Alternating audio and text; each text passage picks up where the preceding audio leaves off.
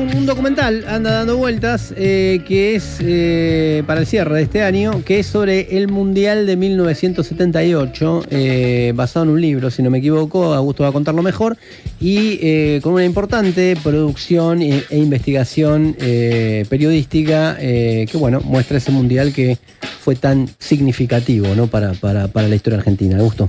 Claro, Fernando. Bueno, la semana pasada se estrenó esta miniserie documental, se llama Argentina 78.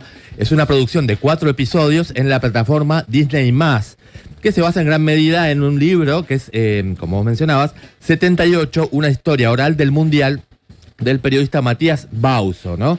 Que aparte en el documental es uno de los entrevistados que va como hilando el relato de este acontecimiento tan importante en nuestra historia. El Mundial de Argentina 1978, en el marco de la caída de la dictadura y del juicio de las juntas, yo creo que durante mucho tiempo como que fue interpretado de una forma esquemática o lineal, como si fuera un simple intento de la dictadura genocida de usar el Mundial para manipular a la población a su antojo y de paso también como limpiar la imagen del régimen militar en el exterior, que ya era cuestionada por las desapariciones y el terror de Estado, ¿no? Bueno, en esa mirada como que la gesta deportiva de la selección quedaba por ahí reducida a una cuestión más anecdótica y además estaba empañada por la sospecha de arreglo del partido contra Perú para llegar a la final, ¿no? Pero en la década pasada, llegando a los 40 años del Mundial, empezó a cambiar un poco ese enfoque, empezaron a circular testimonios que modificaron esa visión. Por ejemplo, algunos campeones como Leopoldo Jacinto Luque o Fillol expusieron las presiones que recibieron de parte del régimen militar, y también hubo algunas producciones periodísticas que complejizaron un poco esta relación entre la dictadura con este Mundial.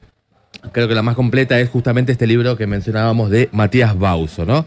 Bueno, y esta miniserie documental creo que da algunos pasos más en esta misma dirección, ¿no? De complejizar y profundizar este fenómeno. Argentina 78 tiene el mérito de combinar muy bien lo futbolístico con el contexto histórico, ¿no? Y aporta testimonios de protagonistas que no estaban teniendo voz en esta historia. Por ejemplo, una parte muy cruda, sobrevivientes de la ESMA que atravesaron el Mundial estando detenidos desaparecidos, ¿no? También varias madres de Plaza de Mayo.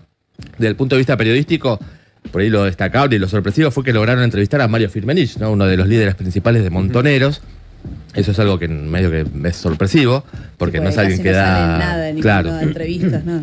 Y también hay muy interesantes aportes del periodista Ezequiel Fernández Murs, de jugadores, Kempes, Pasarela, que Pasarela es alguien que aparte estaba como medio en el ostracismo, ¿no? Después de la experiencia en River como presidente, que fue bastante mala. Y además siempre estuvo muy marcado de tener alguna relación con el régimen militar. Pasarela. Porque era el capitán. Claro.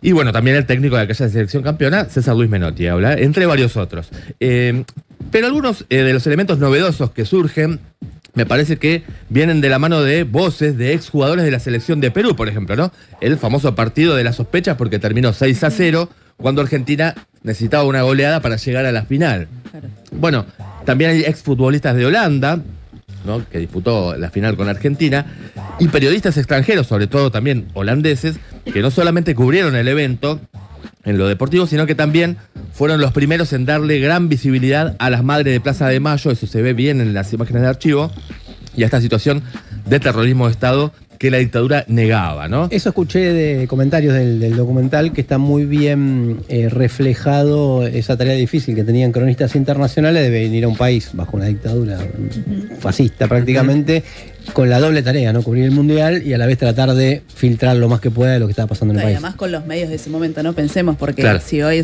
vas a un lugar que es una dictadura, un régimen autoritario con celulares, redes sociales... No, claro, era muy importante, claro. En ese momento era bastante más complejo. Claro. Eso es muy interesante. Aparte, hay uso de imágenes de archivo de la televisión polaca en muy buena calidad. La verdad que es espectacular el trabajo que hicieron también en ese aspecto, ¿no?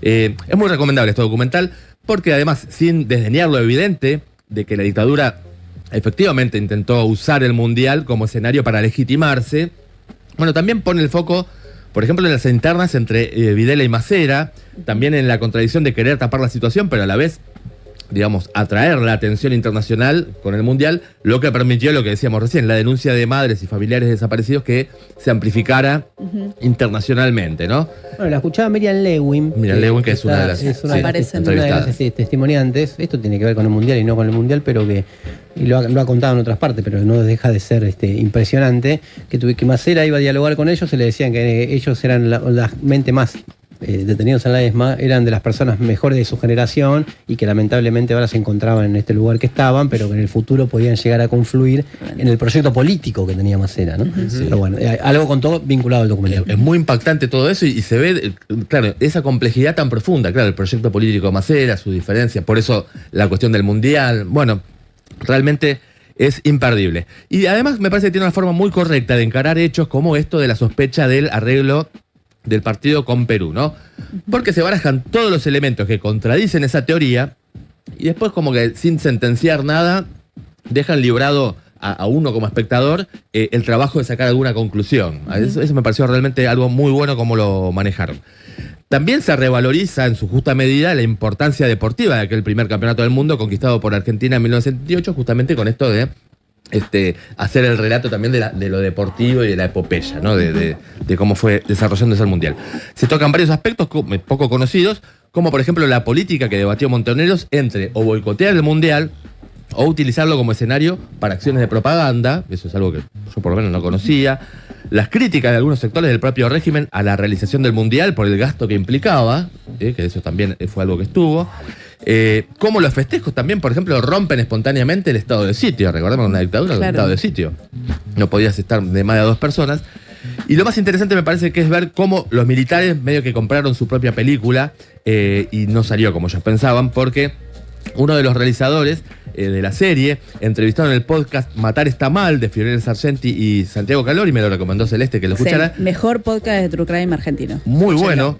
Uno de ellos planteaba que la dictadura como medio que se había embriagado con el triunfo cuando sale campeón de la selección y medio que se cebó creyendo que ya había ganado un apoyo popular que podía tener por mucho tiempo y que eso le iba a quitar o le iba a restar efecto a la visita de la Comisión Interamericana por los Derechos Humanos, por ejemplo, claro, a la denuncia de los familiares desaparecidos, ni que hablar, bueno, después a la crisis económica que vino poquito tiempo después, que medio que terminó agotando al régimen. Por ahí una cuestión a criticar, que yo quién soy para criticar, pero digamos, quizá lo que un poquito faltó es en la denuncia de cómo se pasaron con el presupuesto del Mundial y toda la corrupción de eso.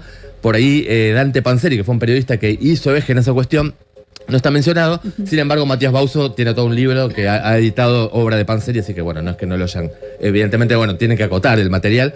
Y lo otro es que no está la voz de Fillol, de Ubaldo Matilde Fillol, el arquero, que aparte de ser un protagonista en lo deportivo muy importante, fue uno de los primeros, junto con Luque y Houseman, que destacaron aspectos de cómo la dictadura los presionaba y los, hasta en el caso de Fillol, lo apretaron a él, ¿no? Lo cuenta en su autobiografía. Igualmente es buenísimo. Está en Disney+, también en canales alternativos, por supuesto, obvio. Y es muy recomendable para revisitar un fenómeno cultural tan complejo como fue Argentina 78. Radioconvoz.com.ar 899 Radio con Voz.